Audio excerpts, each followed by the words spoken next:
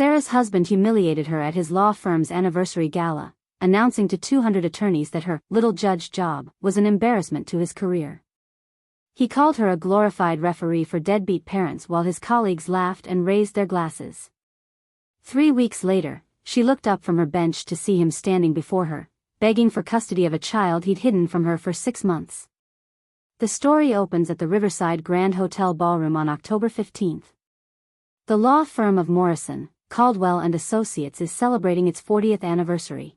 Before we jump back in, tell us where you're tuning in from, and if this story touches you, make sure you're a subscriber, because tomorrow, I've saved something extra special for you. 200 of the state's most prominent attorneys are gathered in black tie, champagne flowing, a string quartet playing near floor-to-ceiling windows overlooking the city. Our protagonist, Judge Sarah Harland, age 37, stands near the dessert table in a navy cocktail dress she bought off the sale rack at Macy's.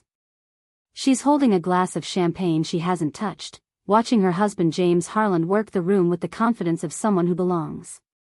James, 39, is a senior partner at Morrison, Caldwell.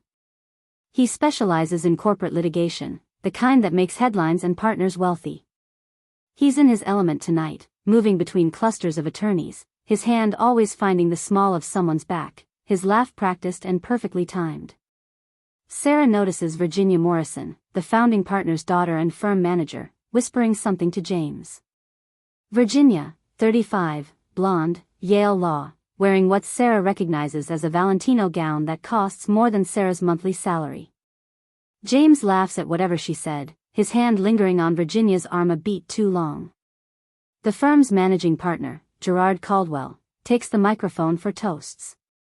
He's 62, silver-haired, the kind of lawyer who appears in legal textbooks.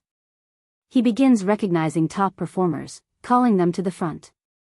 James is summoned for highest billable hours and most significant client acquisitions. As James accepts his Crystal Award, Gerard asks him to say a few words. This is where everything shifts. James begins with expected gratitude, thanking the firm, mentioning key cases. Then his eyes land on Sarah, and something cruel flickers across his face. Perhaps it's the 3 scotches he's had, or the encouraging nods from Virginia Morrison, or simply that the mask finally slips. My wife Sarah is here tonight, he says, gesturing toward her with his award. She's a family court judge, which sounds impressive until you realize what that actually means. Uncomfortable laughter ripples through the room. Sarah's champagne glass suddenly feels heavy. While we're handling multi-million-dollar corporate mergers and shaping business law in this state, James continues, his voice gaining confidence from the audience's attention, Sarah spends her days refereeing custody disputes between people who can barely afford the filing fees. Deadbeat dads, welfare mothers, domestic dramas that belong on daytime television. The laughter grows louder. Sarah sees Virginia cover her mouth, her shoulders shaking with amusement. I tell people she's a judge, and they're impressed, James says, his tone shifting to mock gravitas. Then I have to explain it's family court, not real law. Not criminal law or corporate law or constitutional law. Just domestic referee work. Glorified marriage counseling with a gavel. Gerard Caldwell shifts uncomfortably, but doesn't intervene. Others in the crowd are genuinely laughing now, some nodding in agreement. Sarah thinks her work matters, James says, and now his voice carries an edge that makes Sarah's stomach turn. She thinks deciding which unfit parent gets weekends with their kids is equivalent to the corporate litigation that actually drives this state's economy. She actually compared her caseload to my work once. Can you imagine? He pauses for effect, letting the absurdity sink in. The worst part is, she could have been something. Top 15% at state law. Passed the bar on her first try. She could have joined a real firm, made real money, handled cases that mattered. But she wanted to help families. He makes air quotes with one hand, still holding his Crystal Award in the other. Now she makes $140,000 a year dealing with people who can't figure out their own lives, while I'm 3 years from making equity partner. The applause that follows feels like a physical blow. Sarah sees colleagues she's known for years, judges, attorneys who appear in her courtroom, avoiding her gaze. Some are still laughing. Others look uncomfortable but say nothing. Austin Pitt, a junior associate Sarah has always liked, actually walks over and claps James on the shoulder. Brutal honesty, man. Respect. James finally looks directly at Sarah, and she sees something in his eyes she's never noticed before. Contempt. Pure, undiluted contempt that's probably been there for years, hidden under the performance of their marriage. A woman with Sarah's credentials, James says, his final blow, settling for family court is like a surgeon choosing to be a nurse. It's a waste. An embarrassment, honestly. But she seems happy playing small, so who am I to judge? He raises his crystal award. To knowing your worth and not settling for less. The crowd drinks to that. Virginia Morrison actually starts a standing ovation. Sarah stands there, her untouched champagne trembling in her hand, watching 200 attorneys, people who should understand the dignity of the law, regardless of specialty, applaud her public humiliation. She sets down her glass carefully on the dessert table, picks up her small clutch purse, and walks toward the exit. No one stops her. No one asks if she's okay. James doesn't even notice her leaving, he's already surrounded by congratulatory colleagues. The valet brings her 2015 Honda Civic around, parked between Mercedes and BMWs. She tips him with the emergency 20 she keeps in her wallet, and drives home to the modest 3-bedroom colonial in the suburbs that James constantly complains isn't appropriate for a senior partner. As she pulls into their driveway, her phone buzzes. A text from James, staying late for drinks. Don't wait up. Important networking. Sarah sits in her dark car, in her dark driveway, and realizes she can't remember the last time James looked at her with anything other than disappointment. What she doesn't know yet, what the audience is waiting to discover, is that in 3 weeks, James will walk into her courtroom for an emergency custody hearing. That the networking he's doing tonight has nothing to do with corporate law. And that the moment she looks up from her bench and sees him standing there, everything will change.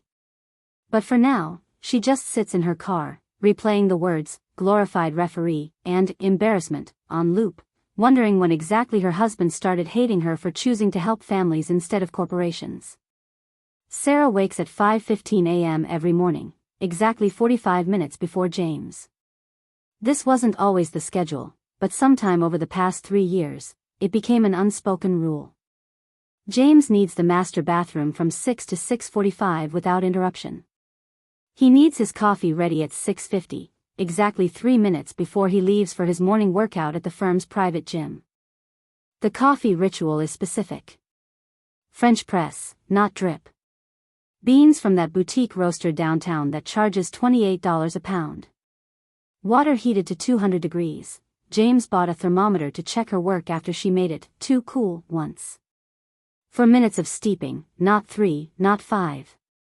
Poured into the ember mug that keeps it at his preferred 135 degrees. Sarah moves through their kitchen, all granite countertops and stainless steel appliances that James selected without asking her opinion, making coffee she doesn't drink. She prefers tea in the morning, which she makes for herself in whatever mug is clean, usually something she got free from a legal conference. Their home is a monument to James's vision of success. The leather furniture he picked out. The abstract art he bought from a gallery opening where Virginia Morrison was featured. The wine refrigerator stocked with bottles Sarah can't pronounce and wouldn't know how to pair with food. On the fireplace mantel are photos carefully curated for the image James wants to project. Their wedding photo, Sarah in her grandmother's altered dress, James in a Tom Ford tux. A photo of James receiving an award from the State Bar Association. James playing golf with Gerard Caldwell. James at a charity gala. There are no photos of Sarah at her judicial swearing-in ceremony. No photos from the day she won her appointment after beating out 47 other candidates. James had a deposition that day, he said. Couldn't make it. By 6:50 a.m., Sarah is dressed in one of her 5 court-appropriate suits. She rotates them weekly. James is in his $2,000 Brioni suit, his 3rd this month. He takes his coffee without thanking her, scrolling through emails on his phone. Morrison wants me to lead the Hendricks acquisition, he says, not looking up. Preparing and narrating this story took us a lot of time, so if you are enjoying it, subscribe to our channel, it means a lot to us. Now back to the story. It's a $50 million deal. Could take 6 months of 80-hour weeks. Congratulations, Sarah offers. Virginia will be second chair. She's sharp. Gets the work done without making it emotional. The comparison to Sarah is unspoken but clear. He leaves at 6:53, still on his phone, and doesn't say goodbye. Sarah's courtroom is nothing like James describes it. It's not glamorous, the carpeting is worn, the wood paneling scratched, the fluorescent lighting harsh. But it's hers. She arrives at 7:30 a.m., before her clerk Janet Chin, 28, gets in. Sarah uses this quiet time to review her docket, read case files, prepare for the lives she'll impact today. Today's calendar includes 14 cases. A modification hearing where a father who's been sober for 18 months is asking for unsupervised visitation. A protection order for a mother whose ex violated the no-contact provision 3 times. A grandparents' rights case where the biological parents are both in prison. An adoption finalization, the only guaranteed happy moment of her day. Janet arrives at 7:45 with 2 coffees from the courthouse cafeteria. Busy docket today, Judge. When isn't it? Sarah accepts the coffee, black, in a styrofoam cup that costs $1.50. It tastes like burned cardboard. It's perfect. That adoption at 2 p.m. is going to wreck you, Janet warns. Foster parents have had the twins since they were 3 days old. The kids are 5 now. First stable home they've ever known. Sarah has learned to brace herself for the moments that break through her professional composure. The adoption finalizations where parents cry with relief. The custody determinations where children's entire futures shift based on her decisions. The domestic violence cases where she's the last barrier between a victim and their abuser. At 9 a.m., court begins.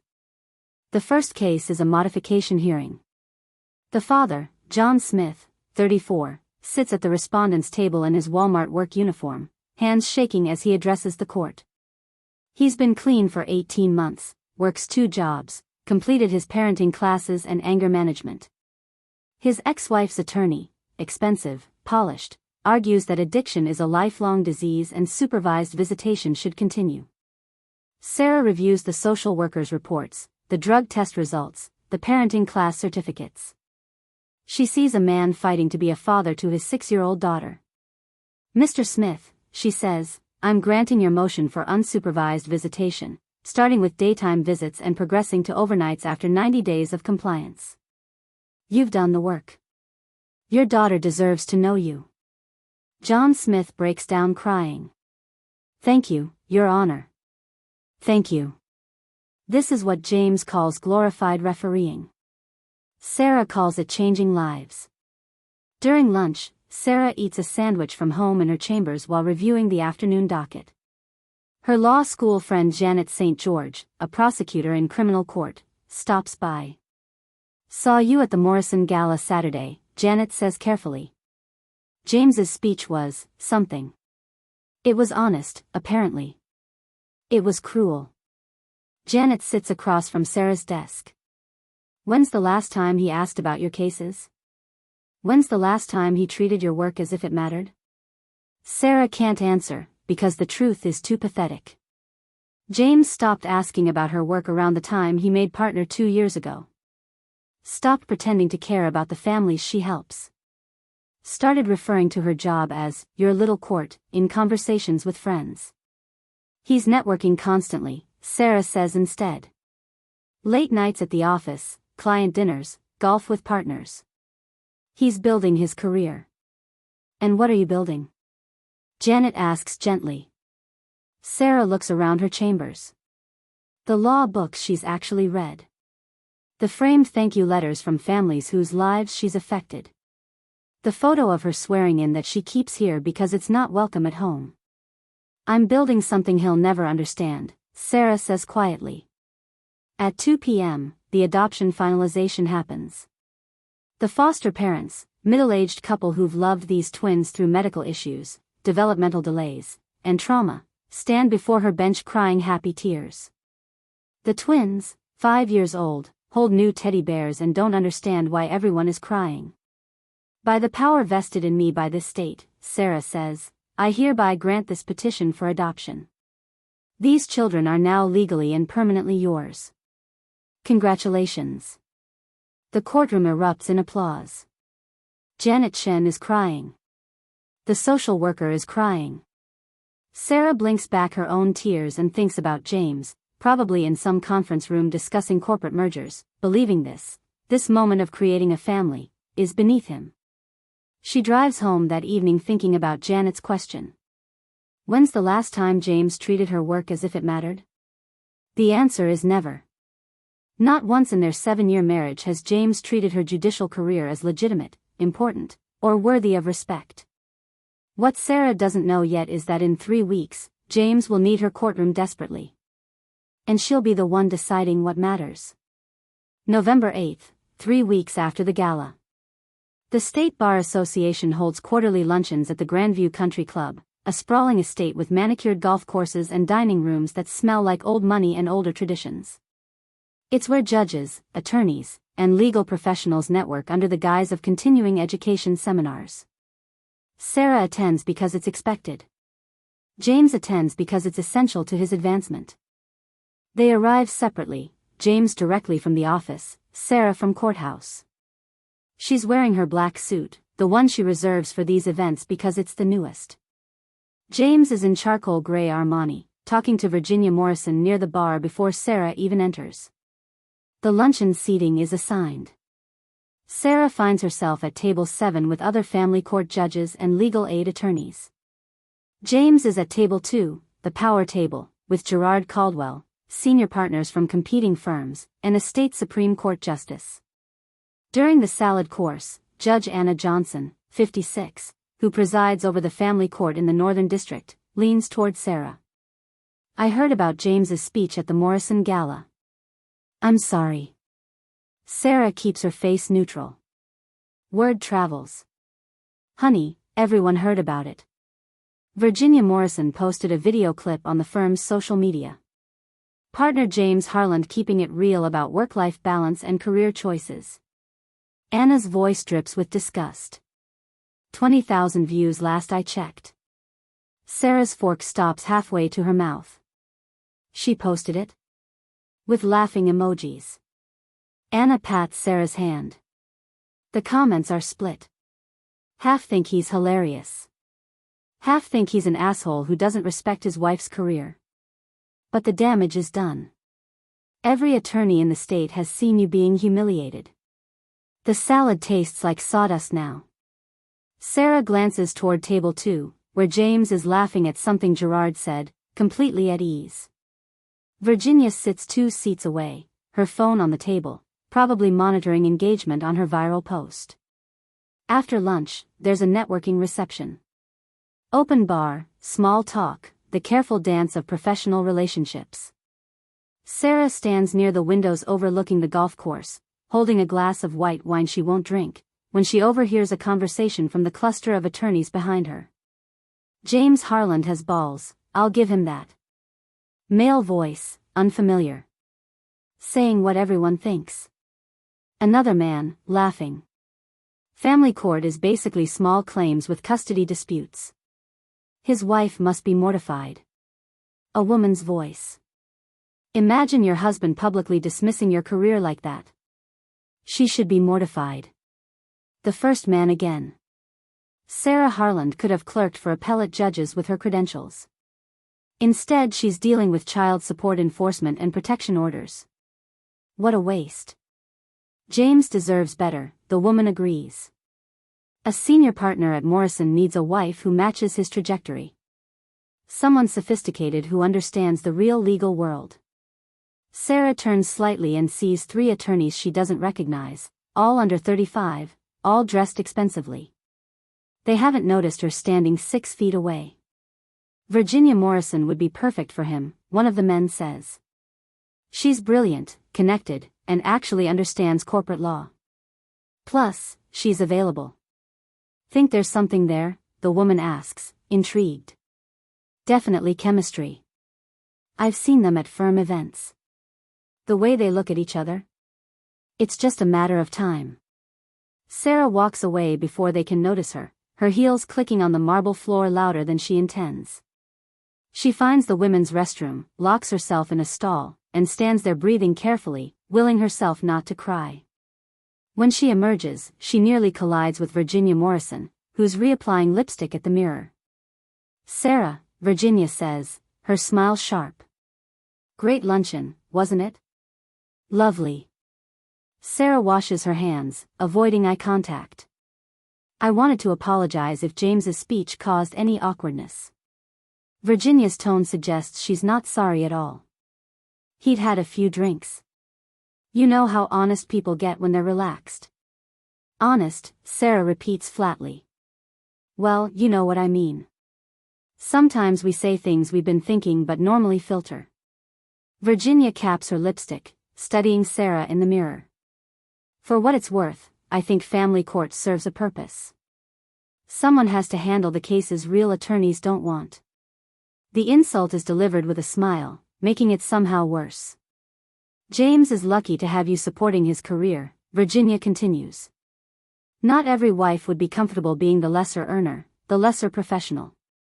It takes a certain kind of confidence to be okay with your husband outgrowing you. Sarah meets Virginia's eyes in the mirror. I'm very comfortable with my career, Virginia. I change lives every day. I protect children, stop abuse, create families. What do you do? Help corporations avoid taxes and merge with competitors? Virginia's smile freezes. I help shape the economic landscape of this state. I shape the actual lives of actual people. Sarah dries her hands, tosses the paper towel in the trash. But I understand how that might seem insignificant to someone who's never done anything that mattered beyond a billable hour. She walks out before Virginia can respond, adrenaline making her hands shake. It's the first time she's defended herself, defended her work, and it feels simultaneously empowering and terrifying. When she returns to the reception, James is waiting near the coat check, irritated. Where were you? Gerard wanted to meet you. Bathroom. For 20 minutes? He lowers his voice. I'm trying to make equity partner, Sarah. That requires you playing your part at these events. Networking, being charming, not disappearing. Your part, she repeats quietly. What part is that exactly? The supportive wife part. The woman who makes me look stable, family-oriented, respectable. He checks his watch. Virginia told me you were rude to her in the bathroom. What were you thinking? So Virginia ran straight to James. Interesting. She insulted my career. She was making conversation. James waves to someone across the room. Look, I have drinks with the Morrison partners tonight. Don't wait up. He leaves her standing there, alone in a room full of attorneys who've all seen her humiliation go viral, married to a man who treats her like a prop in his performance of success. Sarah drives home in silence, replaying Virginia's words. Your husband outgrowing you. As if professional growth were a competition, and Sarah had somehow lost by choosing to help families instead of corporations. That night, James doesn't come home until 2 a.m. She hears him stumble into the guest room, smelling of expensive scotch and that perfume Virginia was wearing at the luncheon. Sarah lies in their bed, technically just her bed now, and wonders when exactly her marriage became a public relations strategy for James's career advancement. When she became an embarrassment he tolerated rather than a partner he respected. What she doesn't know yet is that James's late-night networking with Virginia is about to create a crisis that will land him in Sarah's courtroom, begging for her mercy. But for now, she just lies there in the dark, listening to her husband sleep in another room, and realizes she's been living in a prison of polite degradation for years. November 12th, 4 days after the bar luncheon. Sarah isn't looking for evidence when she finds it. She's looking for her grandmother's emerald earrings that she wants to wear to a judicial conference. The earrings should be in her jewelry box, but she has a vague memory of James asking to borrow them months ago for some reason she can't recall. It's a Tuesday afternoon. James is in depositions all day. He mentioned it at breakfast, one of the rare mornings he actually spoke to her. Sarah leaves the courthouse at 4:30, unusual for her, because her afternoon docket was continued when a key witness had a medical emergency. She searches her own jewelry box first. Not there. Then she checks the guest room where James has been sleeping most nights. Nothing. Finally, she goes to his closet, to the built-in drawers where he keeps his cufflinks and watches. The top drawer is organized with military precision. Cufflinks in a velvet tray. His Rolex and Omega watches in their cases. A felt-lined compartment for tie clips. The emerald earrings aren't there. But something else is. A jewelry box from Cartier, tucked in the back corner. Sarah recognizes the signature red box immediately. She opens it with steady hands, though her heart is pounding. Inside is a diamond tennis bracelet. At least 3 carats, probably more. The price tag is still attached, $18,500. Sarah has never seen this bracelet. James has never given her anything from Cartier.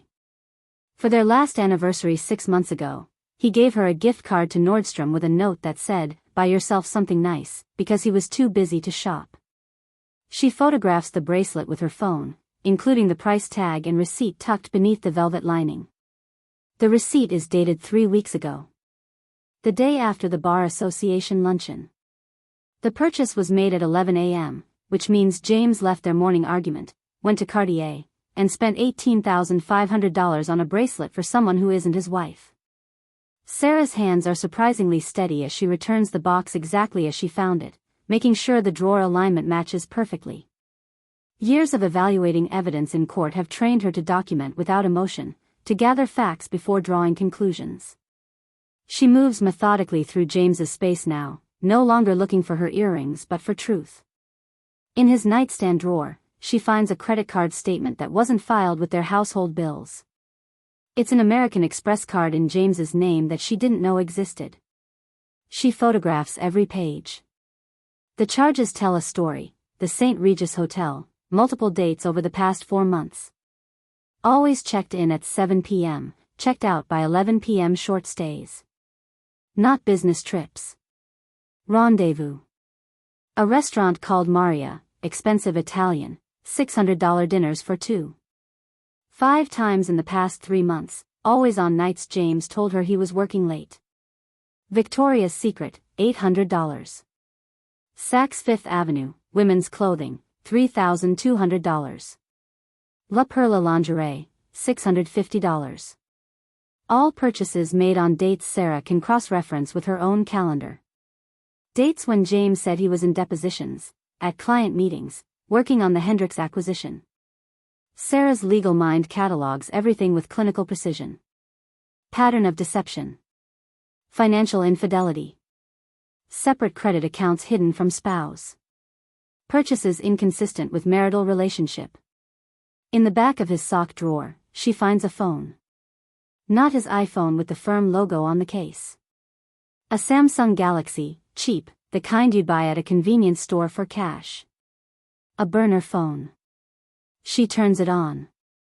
No password protection, arrogant or careless, she's not sure which. The text messages are all with one contact, saved as VM. Virginia Morrison.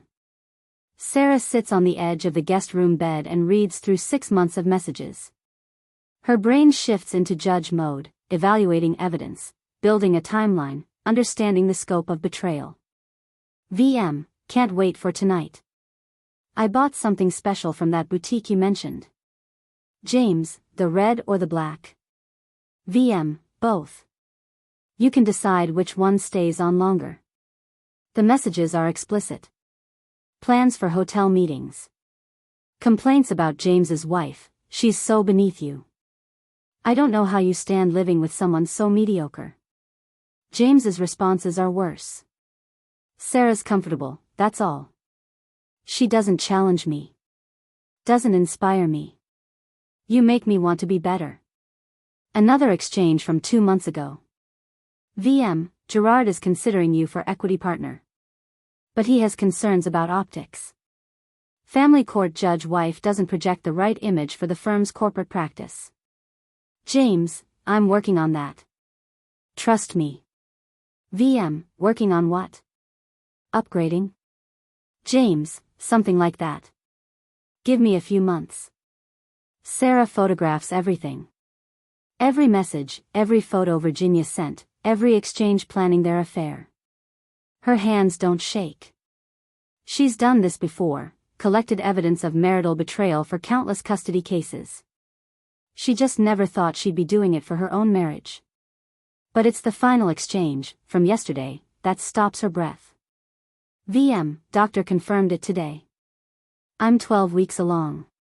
We need to talk about what happens next. James, not over text. Meet me at the St. Regis tonight. 7:30. VM, are you going to tell her? James, eventually. After equity partner is finalized. Can't risk the stability optics right now. Sarah's useful for that at least. Married family man looks better than divorced guy with pregnant girlfriend. VM, I'm not staying hidden much longer. This baby deserves a father who's proud of her. James, it's a girl? When did you find out? VM, yesterday. Our daughter. Think about that. Sarah sits perfectly still in the guest room that smells like her husband's cologne and another woman's perfume. She processes the information like she's reading a case file. Adultery, documented. Secret pregnancy, confirmed at 12 weeks. Intent to deceive spouse while using marital status for professional advancement, established. Virginia Morrison is pregnant with James's child. A daughter. James is planning to leave Sarah after he makes equity partner, timing his divorce to minimize career impact. Sarah returns the burner phone exactly where she found it, closes the sock drawer with precise care, and walks out of the guest room. She goes to her car, still parked in the garage, and sits in the driver's seat with the door closed. Then, and only then, does she allow herself to feel it. The betrayal. The humiliation. The rage. But underneath those emotions is something else. Something cold and clear and powerful. Relief. Because now she knows. Now she has evidence. Now she understands exactly who James is, not the man she married 7 years ago, but the man he's become.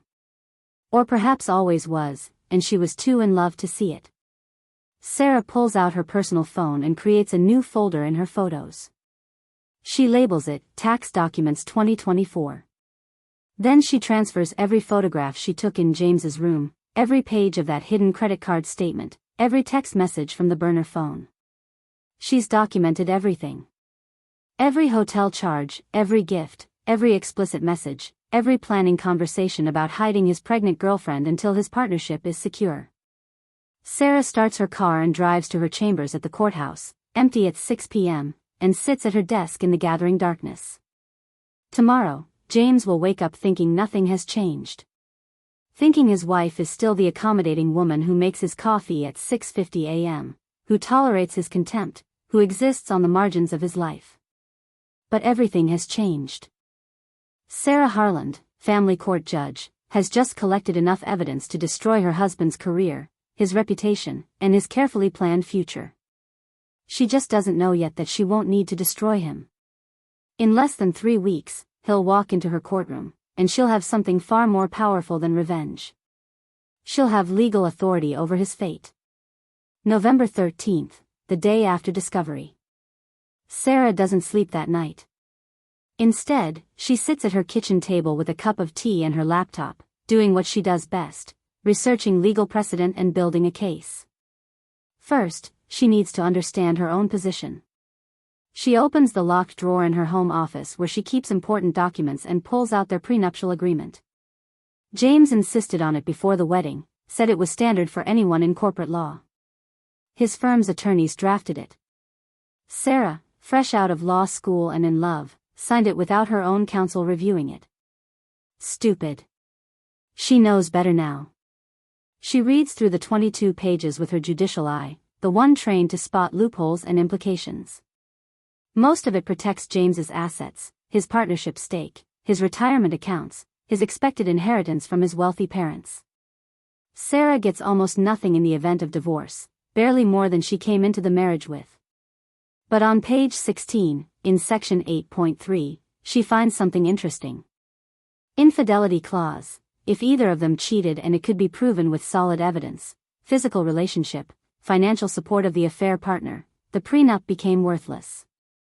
Everything would revert to normal divorce laws. Equal split of assets. Sarah has both kinds of proof. Hotel records, explicit messages, and an $18,500 bracelet with a receipt. Plus, Virginia's pregnancy means months of documented physical relationship, and James will likely be paying child support. She photographs the prenup, adds it to her Tax Documents 2024 folder, and keeps reading. The next morning, Sarah calls in sick for the first time in 3 years. She needs this day. Janet Chen sounds concerned. Judge, you never call in sick, but doesn't press. At 9 a.m., Sarah sits in the office of Denzel Pitt, 54, a divorce attorney whose reputation for ruthless efficiency is legendary.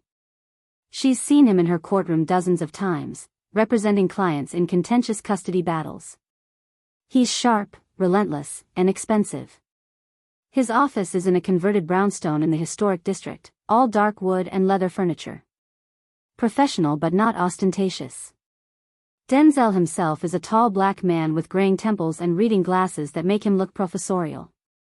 Judge Harland, he says, standing to shake her hand. I was surprised by your call. Usually when judges contact me, it's to tell me I'm out of line in their courtroom. This is personal, not professional. Sarah sits across from his desk. And it's Sarah, not Judge Harland. Not today. Denzel's expression shifts to understanding. Your husband. James Harland from Morrison, Caldwell. You know him? Every divorce attorney knows the big firm attorneys. We often end up representing their clients' spouses in business divorces. He leans back in his chair. What's going on, Sarah? She tells him everything. The public humiliation at the gala. The pattern of belittlement. The secret credit card, the hotel charges, the burner phone. Virginia Morrison's pregnancy, 12 weeks along.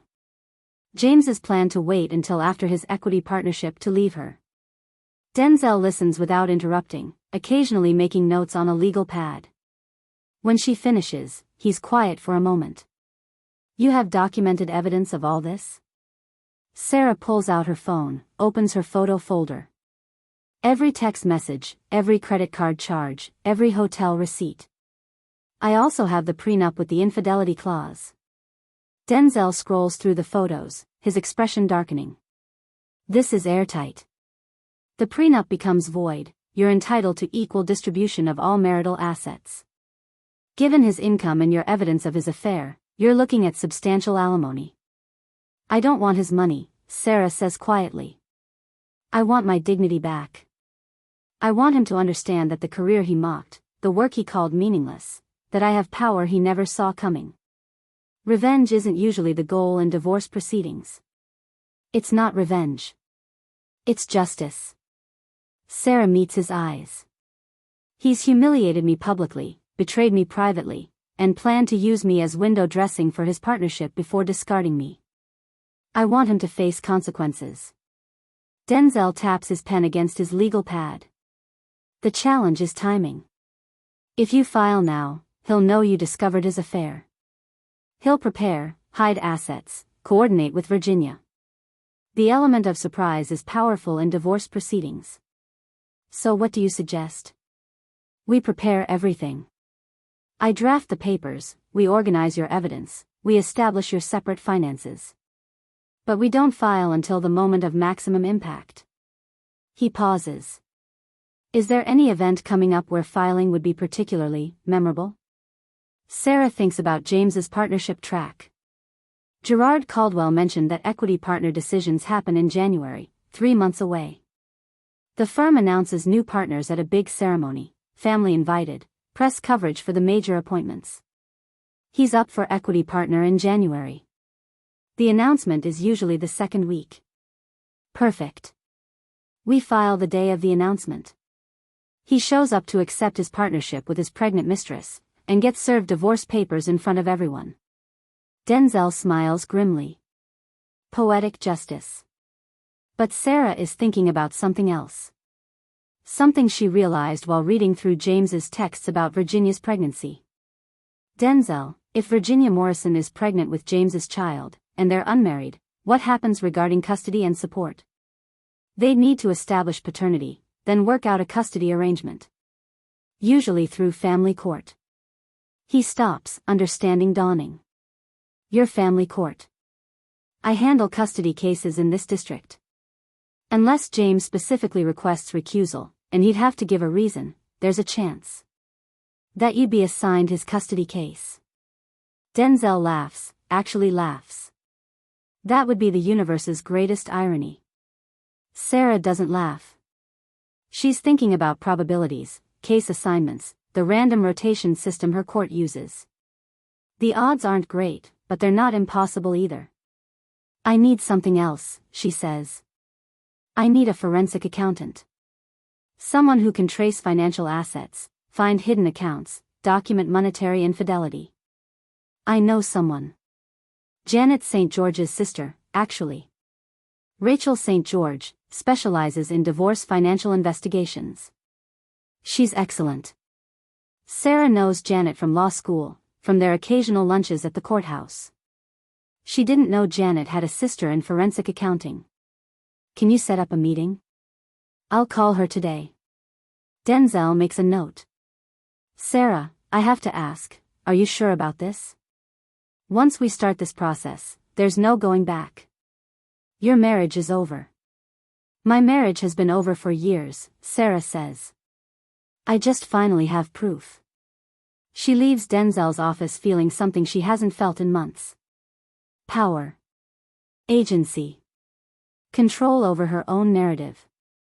That evening, James comes home at 9:30 p.m., smelling like Scotch and Virginia's perfume. Sarah is in the kitchen, making tea, when he walks in. You're up late, he says, loosening his tie. Couldn't sleep. Well, try not to wake me. I have an early meeting. He heads toward the guest room, then pauses. Oh, Gerard mentioned you called in sick today. You never call in sick. Everything okay? Just needed a personal day. He's already pulling out his phone, scrolling through messages, probably from Virginia. Try not to make it a habit. Looks bad when judges can't handle their caseload. He disappears into the guest room, and Sarah hears the door lock click. She stands in the kitchen, holding her tea, and smiles. James has no idea that his wife just spent the day assembling the legal weapons that will dismantle his carefully constructed life. And in less than 3 weeks, maybe sooner, he'll understand exactly how much power a family court judge actually has. November 15th, 2 weeks before Thanksgiving.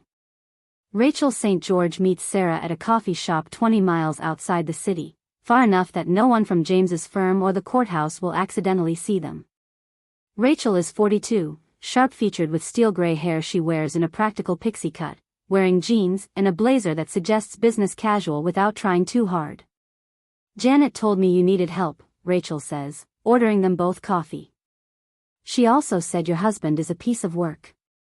That's diplomatic of her. I'm not diplomatic. I'm thorough. Rachel pulls out a laptop. Show me what you've got. Sarah transfers her photo files to Rachel's encrypted drive. The forensic accountant scrolls through them methodically, her expression growing darker with each image. Hidden credit card, burner phone, hotel charges, mistress pregnant. Rachel looks up. How long have you known? 3 days. And you haven't confronted him? I'm building a case. Confrontation comes after evidence collection. Rachel smiles. You sound like a judge. I am a judge. Fair point. Rachel pulls up the credit card statements. These charges are sloppy. He's not even trying to hide them well. See this? St. Regis Hotel, same day as dinner at Maria. Those places are 4 blocks apart. Dinner, then hotel. That's a pattern. Over the next hour, Rachel teaches Sarah how to read financial infidelity like a map. The monthly transfers to accounts Sarah didn't know existed. The cash withdrawals that don't appear in their household budget. The business expense reimbursements that are actually personal purchases. Your husband has been moving money for at least 8 months, Rachel says. Small amounts at first, $500 here, $800 there. But it's escalated. Last month, he transferred $15,000 to an account at a different bank. I can trace it, but I'll need authorization to subpoena records once you file. You'll have it. Rachel pulls up a spreadsheet. Based on what I'm seeing, James has been planning his exit for a while. Moving assets, establishing separate accounts, building a financial foundation that excludes you. That $18,500 bracelet isn't just a gift. It's part of transferring marital assets to his mistress. Can you document all of this? I can create a forensic report that will hold up in any court. Every transaction tracked, every account identified, every hidden asset exposed. Rachel's smile is predatory. Divorce judges love my reports. They're very thorough. I am the divorce judge. Even better. You'll know exactly how damaging this will be. November 20th, 1 week before Thanksgiving. Sarah meets with Denzel again. He's drafted the divorce petition, 47 pages documenting grounds for fault-based divorce, asset distribution demands, and a request for substantial alimony based on James's income and misconduct. The infidelity clause voids the prenup, Denzel explains. Which means equal distribution. Given his affair, his financial deception, and his public humiliation of you, we can push for 60-40 split in your favor. Maybe more. What about the house? You'll get it. It's marital property, and given his adultery, the court will favor you keeping the marital home. Denzel flips through his notes. I also recommend you open your own bank account immediately. Move half of your joint savings into it. Legally, you're entitled to half of all marital assets right now. Sarah hesitates. Won't that alert him that something's wrong? Not if you're strategic about it. Move money in amounts that match your normal spending. Grocery money, gas money, personal expenses. Build up your separate account gradually. That afternoon, Sarah opens an account at a credit union across town, depositing $2,000 from their joint savings. James monitors their main account obsessively, but he doesn't track small withdrawals. She begins moving $300 to $400 weekly, amounts that disappear into their normal expenses. She also starts documenting everything about their daily life. She keeps a journal, handwritten, nothing digital that could be hacked, recording every interaction. October 30th, James came home at 1 a.m., claimed he was working on Hendrick's acquisition. Checked his firm's internal calendar, no meeting scheduled past 6 p.m. His shirt had lipstick on the collar. Not my shade. November 3rd, James told me I was embarrassing him by driving my Honda to the country club. Said I should lease something appropriate for a senior partner's wife. When I mentioned I like my car, he said I have no concept of optics. November 8th, overheard James on phone in his office, door closed. Heard him say, I love you too, to someone. We haven't said those words to each other in over a year. The journal becomes evidence. Every entry is dated, specific, factual. The kind of documentation that holds up in court. November 22nd, 3 days before Thanksgiving. Sarah runs into Gerard Caldwell at a legal symposium. He's the managing partner at Morrison, Caldwell, the man who will decide James's equity partnership.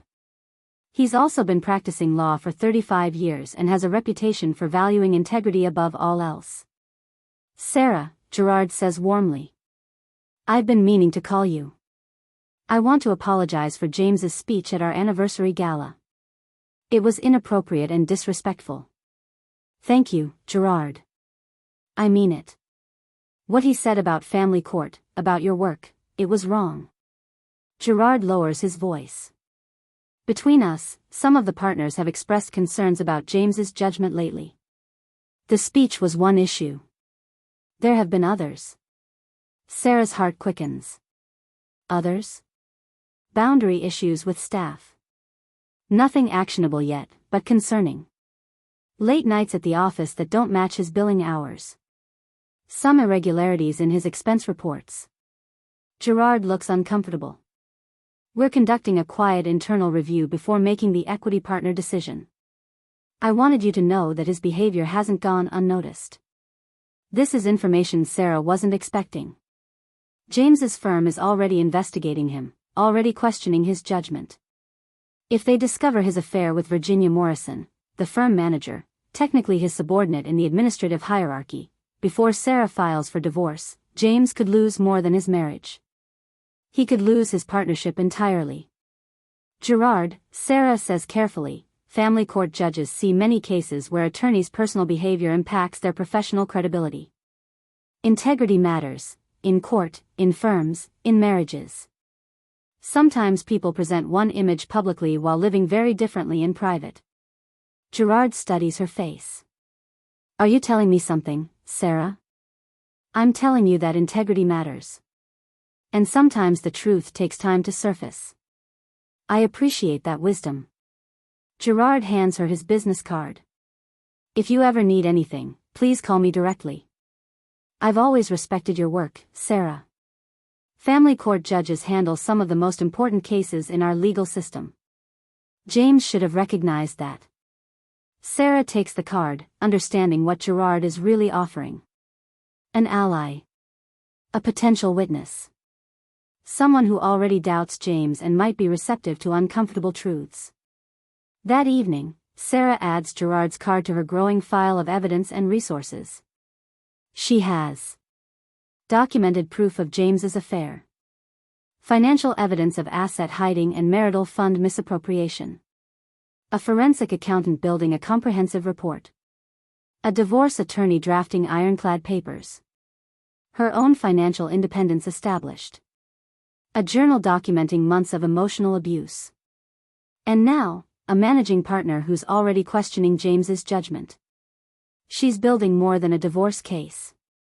She's building an entire framework that will dismantle James's carefully constructed image, the stable family man, the ethical attorney, the rising partner destined for equity.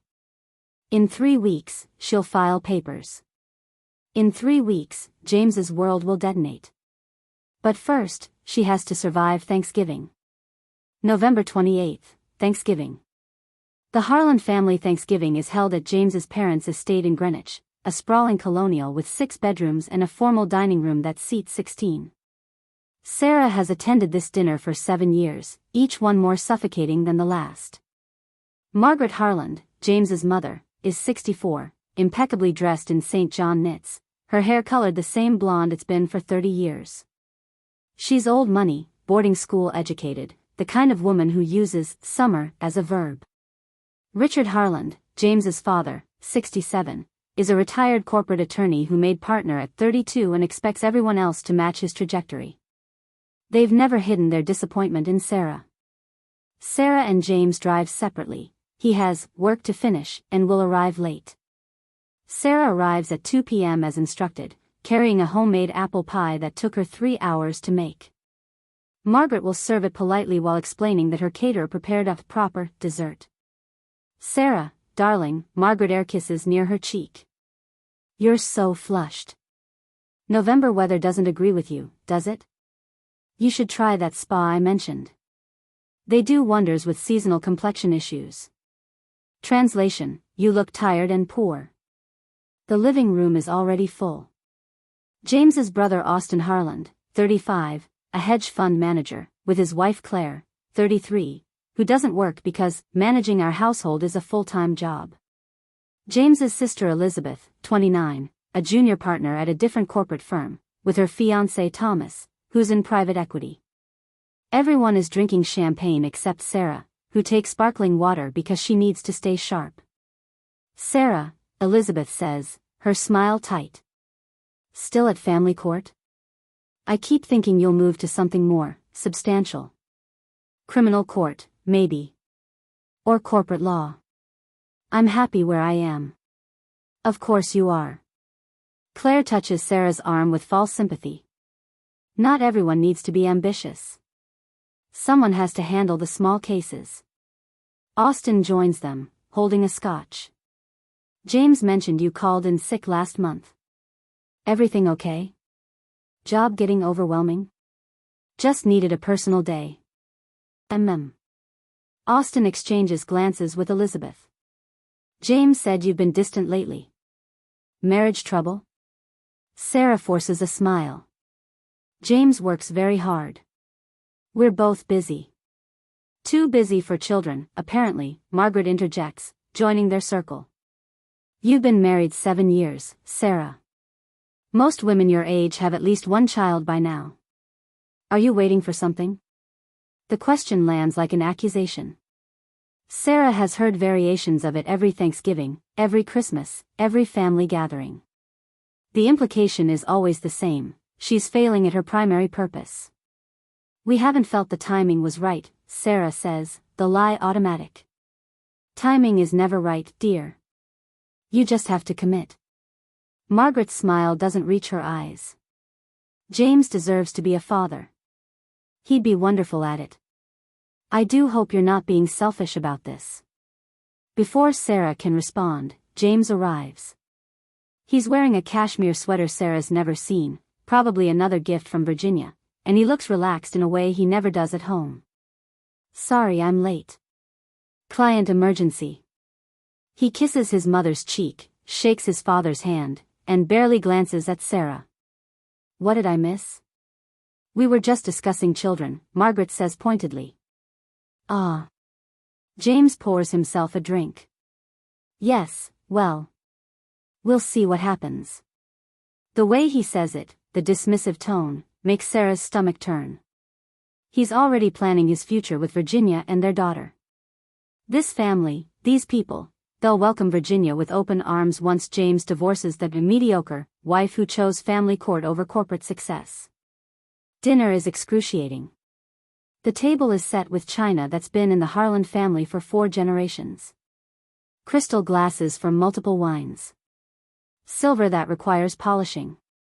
Sarah sits between Austin and Thomas, effectively isolated from any meaningful conversation.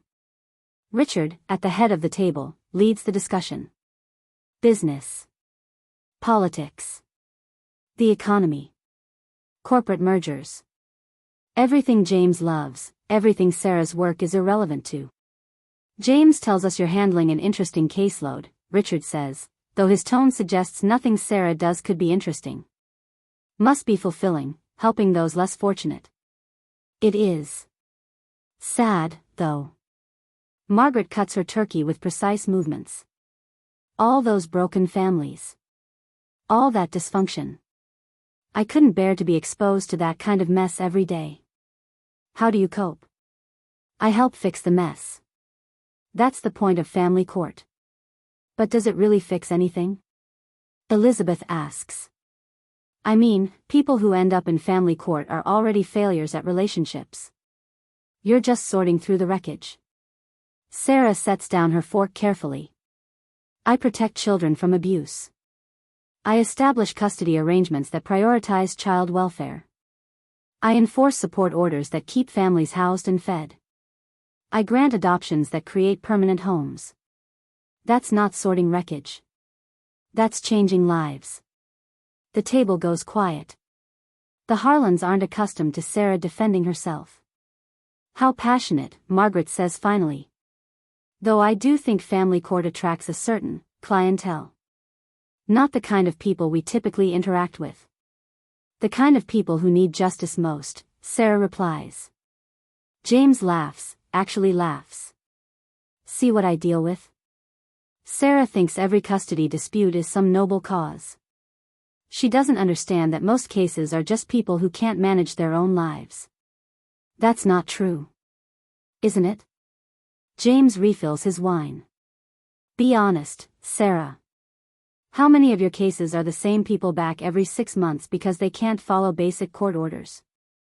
Some cases are complex. Complex. James makes the word an insult. That's generous. Train wrecks with legal paperwork is more accurate. Austin laughs.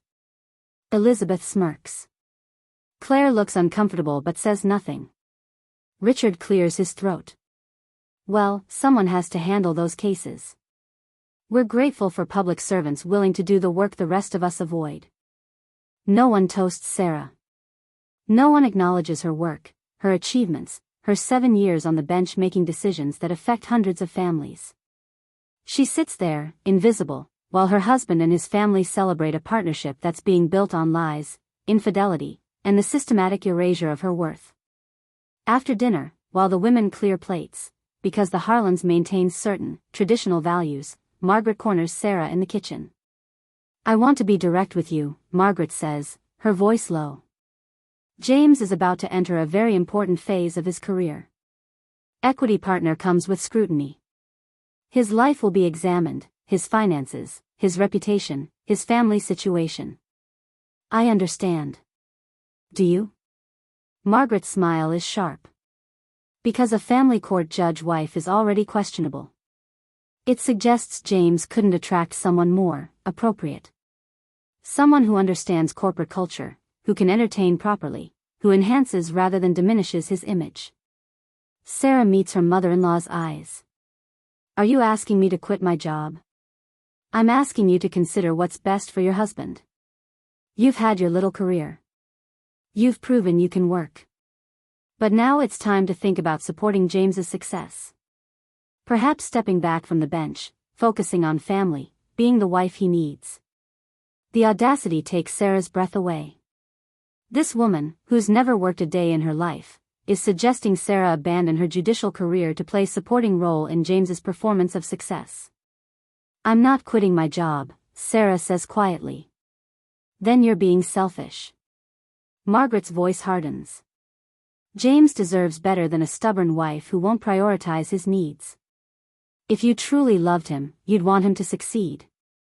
Sarah drives home alone at 9 p.m., leaving James at his parents' house for nightcaps and business discussion. She pulls into their driveway, sits in her Honda that isn't appropriate for a senior partner's wife, and finally allows herself to feel the full weight of the evening. The constant diminishment. The public mockery. The demand that she erase herself for James's benefit. 7 years of this. 7 years of being told her work doesn't matter, her choices are wrong, her existence is an impediment to her husband's success. She pulls out her phone and texts Denzel, move up the timeline. I want to file December 15th. His response comes immediately, that's 3 weeks away. You sure? I'm sure. I can't do this anymore. Understood. Papers will be ready. Sarah sits in her car, in her driveway, and makes a decision. She's done performing. Done apologizing. Done accepting crumbs of respect from people who see her as an obstacle rather than a person. In 3 weeks, she'll file for divorce. In 3 weeks, James's carefully constructed world will begin to crumble. And somewhere in the chaos that follows, if the universe has any sense of justice, James will end up in her courtroom. Standing before the judge he dismissed as meaningless.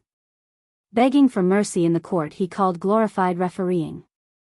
The Monday after Thanksgiving, Sarah receives an unexpected call during her lunch break. The number is unfamiliar, but she answers it anyway. Judge Harland? This is Eliza Morrison. Virginia Morrison's younger sister. Sarah's grip tightens on her phone. What can I do for you? Can we meet? Today if possible. There's something you need to know about Virginia and your husband. They meet at a park 30 minutes outside the city, a neutral location where no one will recognize them. Eliza Morrison is 28, blonde like her sister but with warmer eyes and less calculated poise. She's wearing jeans and a university sweatshirt, looking nothing like the polished Morrison family image. I need you to understand something first, Eliza says as they sit on a bench overlooking a frozen pond. I'm not close with Virginia. We haven't spoken in 2 years, not since I told her I thought she was becoming exactly like our mother, manipulative, status-obsessed, and cruel. Why are you here? Because I saw that video from the gala, Virginia sent it to me thinking I'd find it funny. I didn't. Eliza pulls out her phone. And then I saw Virginia at our parents' house last week. She was showing off a diamond bracelet, talking about how James bought it for her. Laughing about how stupid his wife must be not to notice. Talking about being pregnant with his baby. Sarah's face remains neutral, but her heart pounds. Virginia's been after James for 2 years, Eliza continues. Since he made senior partner. She sees him as her ticket to the life she thinks she deserves. Corporate power couple, country club status, everything our mother groomed her to want. She deliberately pursued him, knowing he was married. Why are you telling me this? Eliza meets her eyes. Because what Virginia's doing isn't just wrong. It's calculated. She's been documenting her relationship with James, keeping evidence. Text messages, gifts, photos. She's building a case to prove they've been together long-term, that he's committed to her, that she's not just a mistress but a partner. She plans to use it to pressure him into leaving you faster. You've seen this evidence? She showed me. Last Thanksgiving, drunk on champagne, bragging about how she'd secured her future. She has everything backed up on a cloud drive. Eliza hands Sarah a piece of paper with login credentials. Her password. She's used the same one since high school. Our mother's birthday, Virginia's not creative. Sarah stares at the paper. This is illegal. I can't use evidence obtained this way in court. You're not getting it from an illegal search. I'm giving you the password. I have access because we're family, shared account from years ago that she never removed me from. Technically, I have every right to access it. Eliza's voice hardens.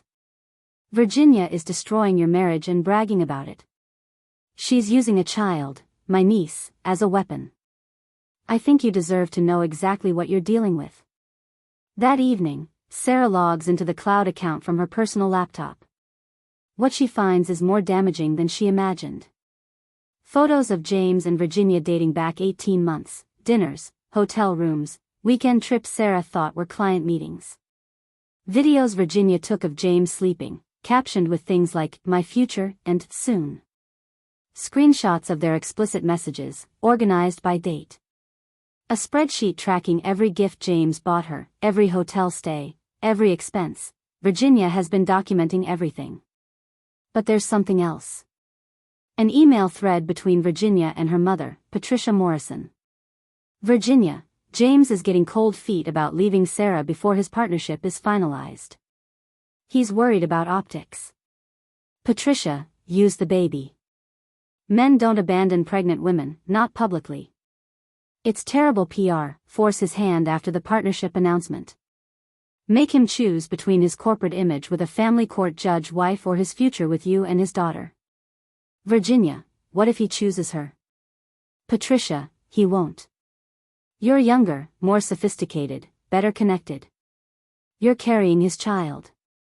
Sarah is a placeholder he settled for in law school. Remind him of that. Remind him that equity partners don't have wives who work in family court. Sarah reads the exchange 3 times, her hands shaking with rage. This wasn't just an affair. It was a coordinated campaign to end her marriage, orchestrated by Virginia and her mother, using James's ambition and insecurity as weapons. She downloads everything, adds it to her evidence folder, and makes a call. Rachel?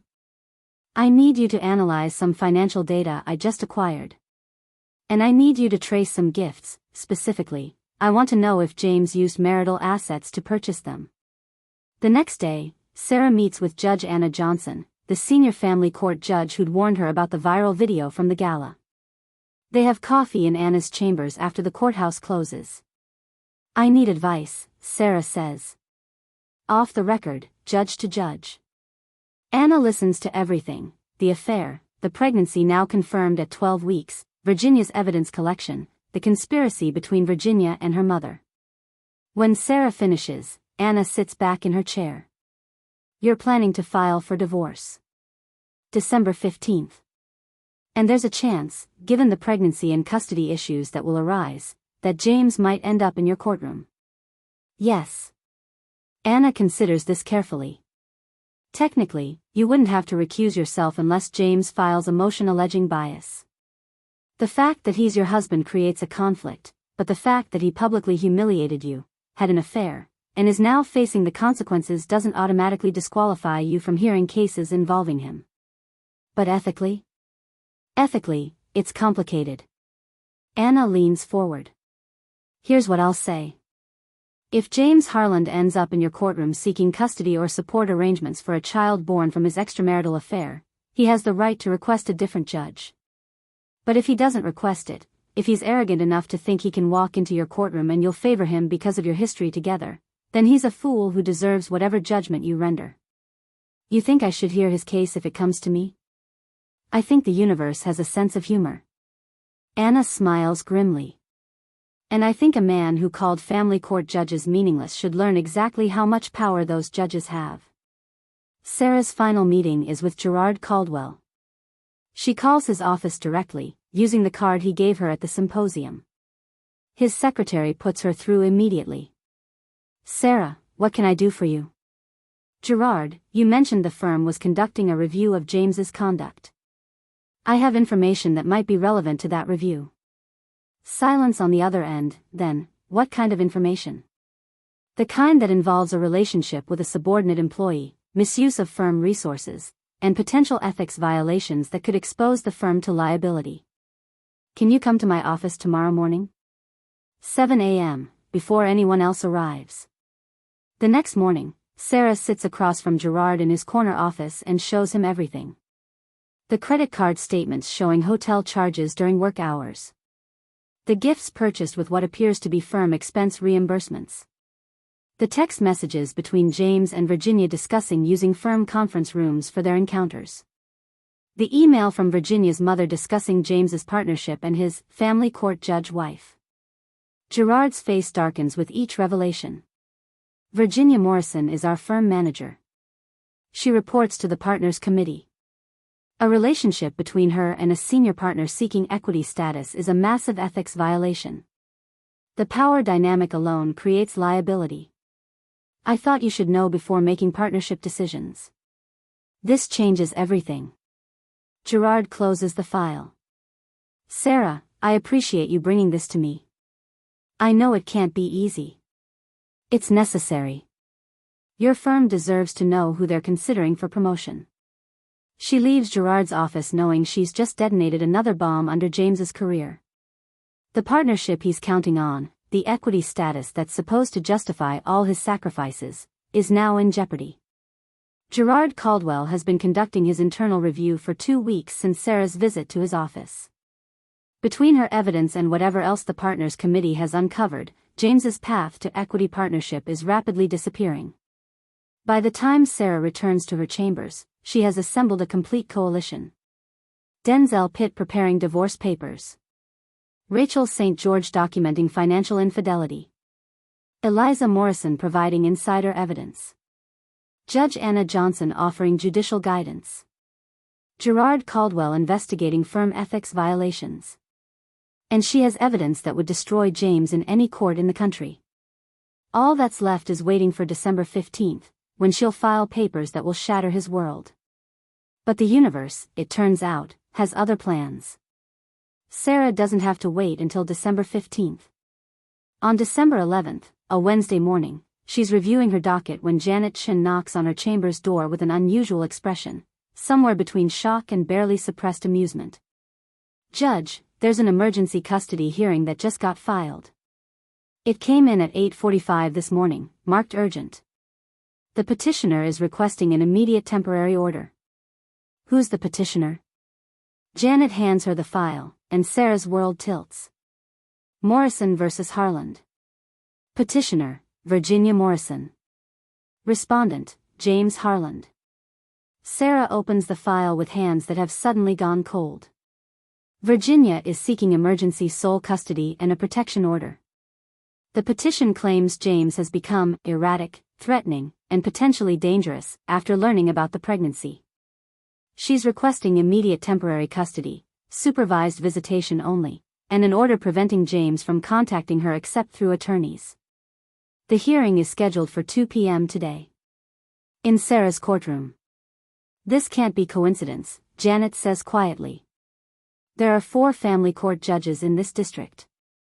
Emergency cases are assigned by rotation.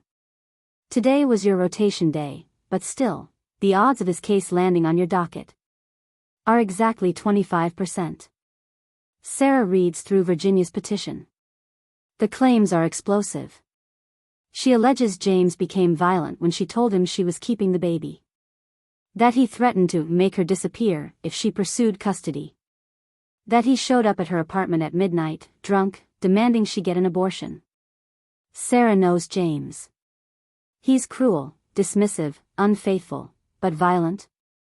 That doesn't match the man she's lived with for 7 years. Unless Virginia is lying. Building a false narrative to gain advantage in custody proceedings. Sarah suspects this emergency petition wasn't Virginia's idea. It had Patricia Morrison's fingerprints all over it. Aggressive, impulsive, designed to force James's hand before he could prepare. Or unless Sarah never really knew her husband at all. What do you want to do? Janet asks. You could recuse yourself. Transfer the case to Judge Johnson or one of the other judges. Sarah thinks about Anna Johnson's words. If he's arrogant enough to think he can walk into your courtroom and you'll favor him because of your history together, then he's a fool who deserves whatever judgment you render. I'm not recusing myself unless James formally requests it. Sarah closes the file. If he wants a different judge, he can file a motion. Until then, this case is on my docket, and I'll hear it fairly.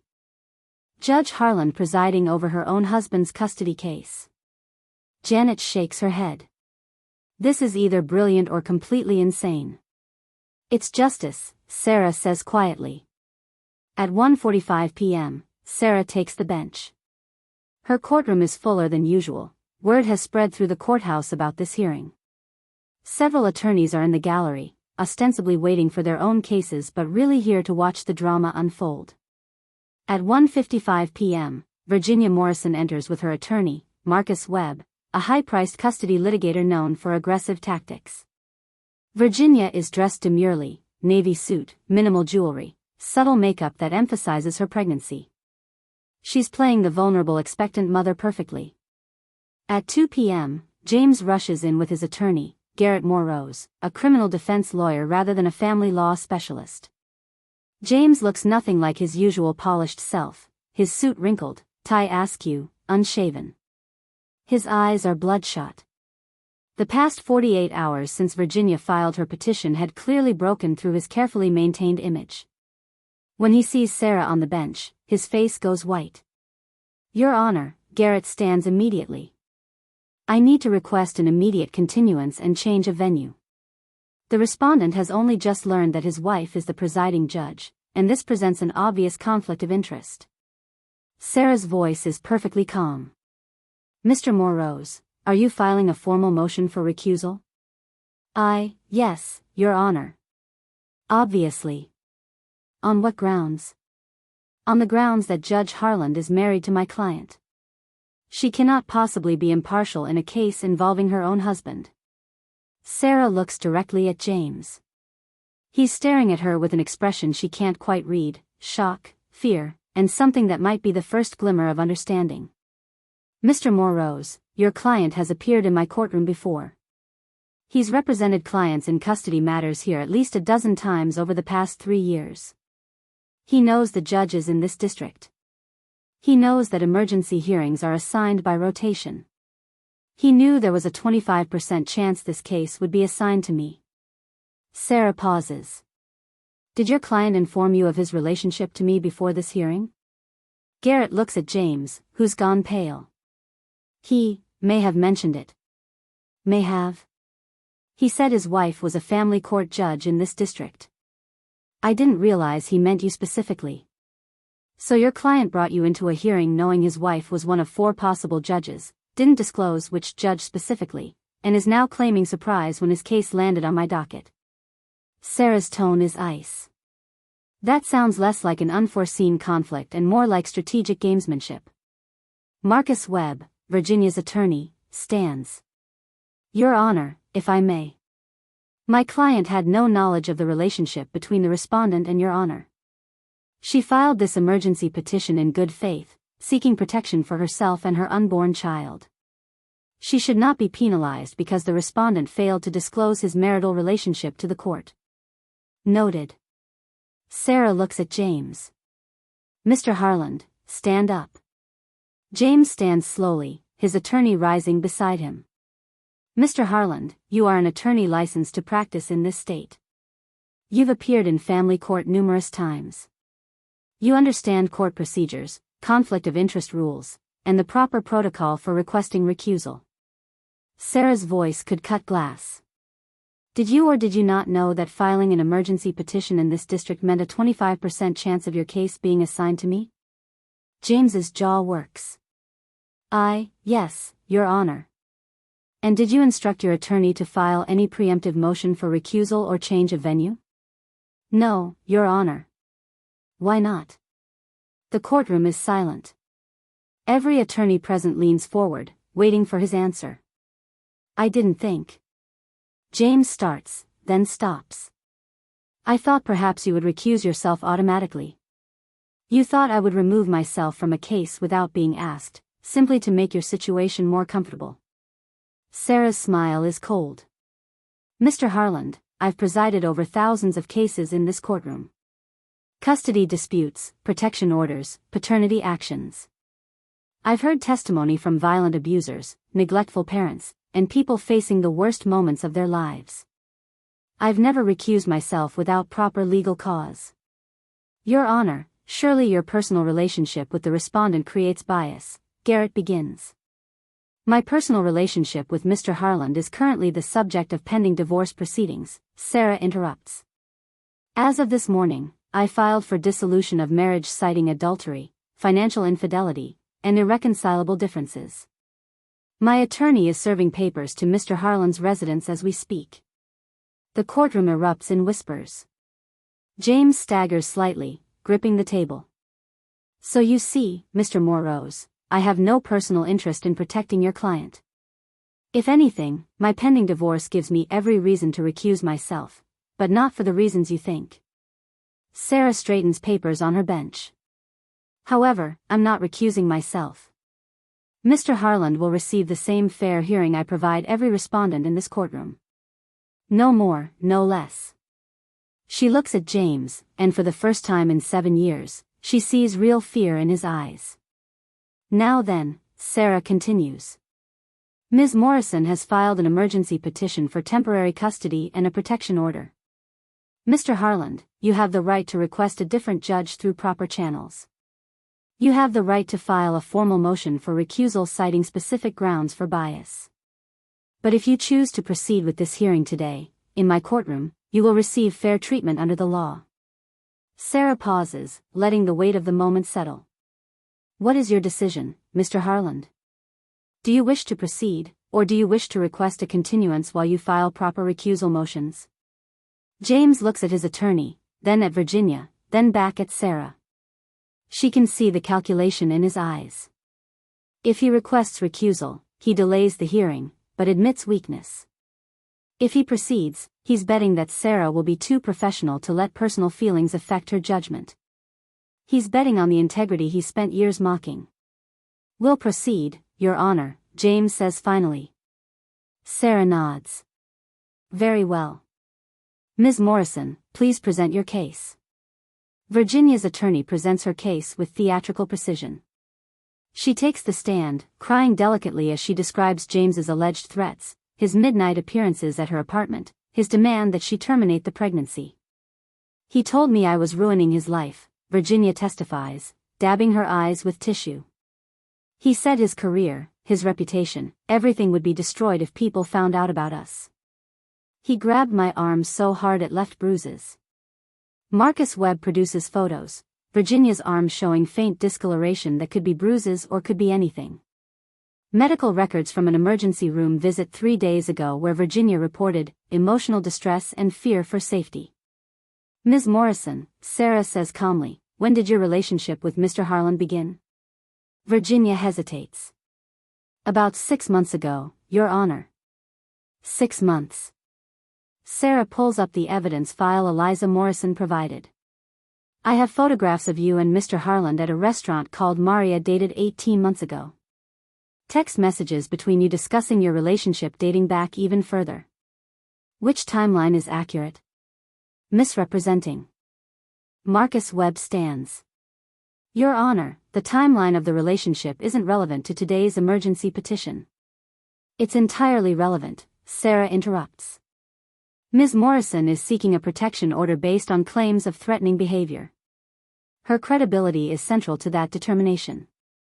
If she's lying about when the relationship began, the court must consider what else she might be misrepresenting. Virginia's composure cracks slightly. I misspoke. The relationship has been ongoing for longer. How much longer? 2 years, approximately. Sarah makes a note. 2 years. During which time you knew Mr. Harland was married? Yes. And you're the firm manager at Morrison, Caldwell and Associates, where Mr. Harland is a senior partner. Yes, but our relationship was consensual. I'm not questioning consent. I'm establishing context. Sarah looks at Virginia directly. Ms. Morrison, do you have any witnesses to these alleged threats? Anyone who heard Mr. Harland say he wanted to make you disappear or demand you terminate the pregnancy? It was private. We were alone. No text messages. No voicemails. No documentation of these threats. He was too smart for that. He only said those things in person. Sarah turns to James. Mr. Harland, you may present your defense. James takes the stand, and Garrett leads him through testimony. Yes, he had an affair. Yes, Virginia is pregnant with his child, 12 weeks along now. But no, he never threatened her. Never demanded an abortion. Never grabbed her arm hard enough to leave bruises. I was shocked when she told me about the pregnancy, James admits. I needed time to process it. But I never threatened her. I would never hurt a woman, especially one carrying my child. Did you go to her apartment at midnight as she alleges? Sarah asks. I went to her apartment, yes. But it was 9:30 p.m., not midnight. And she invited me. She texted me to come over so we could discuss the situation privately. I have the text messages. Garrett produces James's phone, showing the message thread. Virginia's text is clear. Can you come over tonight? We need to talk about the baby without everyone at the office knowing. James's response, I'll be there by 9:30. Virginia's face flushes. He's taking that out of context. Ms. Morrison, Sarah says sharply, you testified under oath that Mr. Harland showed up at your apartment uninvited at midnight.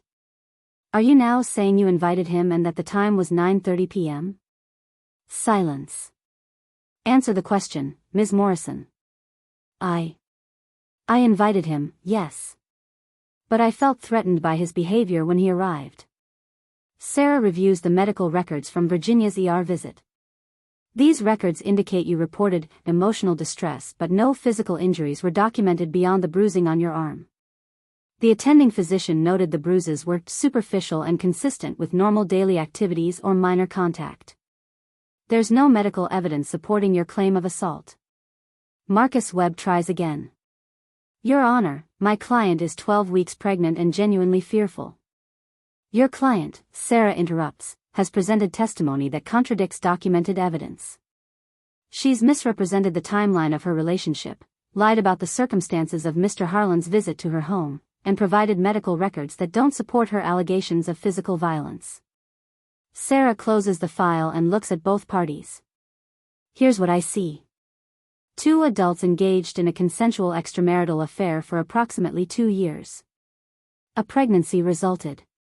Both parties are now facing consequences they didn't anticipate, professional, personal, and social. Ms. Morrison wants sole custody and a protection order.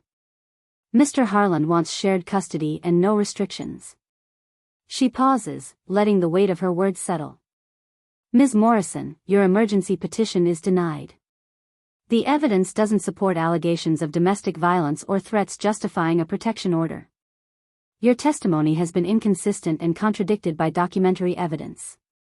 While I understand you may feel genuinely afraid, fear alone without credible evidence of danger is insufficient for the extraordinary remedy you're seeking. Virginia's face crumbles. Marcus Webb looks stunned. However, Sarah continues, there is a child to consider. Ms. Morrison is pregnant and will give birth in approximately 6 months. Custody arrangements will need to be established. Mr. Harland, as the biological father, has rights and responsibilities regarding this child. James sits up straighter, hope flickering in his eyes. Therefore, I'm ordering both parties to participate in mandatory mediation to establish a preliminary custody and support arrangement. You will work with a court-appointed mediator to create a parenting plan before this child is born. If you cannot reach an agreement, you will return to this courtroom for a full custody hearing. Sarah looks at James directly. Mr. Harland, understand something. The fact that I denied Ms. Morrison's protection order doesn't mean you've won. It means the evidence presented today was insufficient. But this case will continue. Custody of your child will be determined in this courtroom, under my jurisdiction, following the same standards I apply to every family that appears before me. She pauses, and her voice drops to something colder. You called my work meaningless. You said family court judges were glorified referees. You humiliated me in front of 200 attorneys, suggesting my career was an embarrassment compared to your corporate litigation. James's face has gone white. Now your future, your relationship with your child, your parental rights, all of it will be determined by the very court you mocked. By the very judge you deemed insignificant. And you will receive exactly what every parent in my courtroom receives, fair treatment under the law, based on evidence and the best interests of the child. Sarah straightens her papers. This hearing is concluded. Mediation will begin next week. You'll both receive notification from the court-appointed mediator. Dismissed. The gavel falls. James stands frozen as Virginia storms out, her attorney rushing after her. The gallery empties slowly, attorneys whispering, already spreading the story that will dominate courthouse gossip for months. Garrett approaches the bench. Your Honor, I need to speak with you about. File your motions through proper channels, Mr. Morrose. This hearing is over. James finally moves, walking toward the door. But he stops, turns back, looks at Sarah still sitting on the bench. You meant it, he says quietly. The divorce papers. They were served to our house an hour ago. You'll find them when you get home. Sarah. It's Judge Harland in this courtroom, Mr. Harland. Her voice is ice. And if you have anything to say about our divorce, you can communicate through my attorney. His contact information is in the papers. James opens his mouth, closes it, then walks out. Sarah sits alone in her empty courtroom, the space suddenly quiet after the chaos. Janet Shen appears from the side door. Judge, that was. Janet searches for words. That was the most professionally savage thing I've ever witnessed. I applied the law fairly. You did. But you also just made him face every assumption he had about your work, your authority, your significance. Janet grins. He really thought you'd recuse yourself, didn't he? He thought you'd step aside and let him handle this mess in a different courtroom. He thought I was too weak to face him. Too embarrassed by my work to exercise my authority. Sarah stands, removes her robe. He was wrong. That evening, Sarah drives to her sister Emma's house, Emma being her colleague from the prosecutor's office who'd expressed concern months ago. Sarah had moved into Emma's spare bedroom 3 days after Thanksgiving, taking only her personal belongings and leaving James the mansion that represented everything she'd never wanted. Emma meets her at the door with wine and immediate questions. Tell me everything. Sarah recounts the hearing while Emma listens, her eyes growing wider with each detail. He actually proceeded with you as the judge? After everything he said about family court? He gambled that I'd be too professional to let personal feelings interfere. He was right. I was professional. Fair. Impartial. Sarah sips her wine. And he lost anyway because Virginia's case was weak and he's facing consequences he thought he could avoid. What happens now? Now they go to mediation. They'll try to work out custody arrangements. If they can't agree, they come back to my courtroom for a full hearing. Sarah smiles grimly. And James will spend the next several months knowing that his parental rights, his relationship with his daughter, his entire future as a father, all of it depends on the judge he called meaningless. Emma raises her glass. To justice. And to little sisters who finally stopped apologizing for being powerful. Sarah clinks glasses, and for the first time in 7 years, she feels free. Free from the performance of being James's wife. Free from apologizing for her career. Free from living in the shadow of someone else's ambition. Her phone buzzes. A text from Judge Anna Johnson, heard about today's hearing. Well done. Drinks tomorrow? Another text from Gerard Caldwell, James won't be making equity partner. Effective immediately, he's on administrative leave pending ethics investigation. Thought you should know. Sarah reads the messages and realizes that sometimes justice isn't about revenge. It's about standing in your power, applying the law fairly, and letting consequences unfold naturally. James humiliated her, betrayed her, mocked her career. And now he'll spend years navigating the very system he deemed beneath him, facing the judge he claimed didn't matter, learning that family court has more power than he ever imagined. Sarah finishes her wine, looks around Emma's modest living room, so different from the mansion with its marble and performance, and smiles. She's exactly where she belongs. Up next, you've got 2 more standout stories right on your screen. If this one hit the mark, you won't want to pass these up. Just click and check them out. And don't forget to subscribe and turn on the notification bell so you don't miss any upload from us.